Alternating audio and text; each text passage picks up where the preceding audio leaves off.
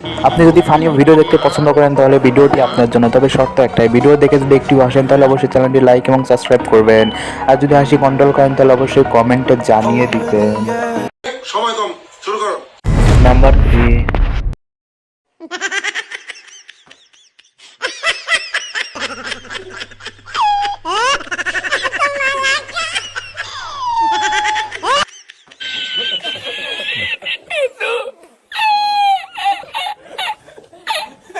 Number 2।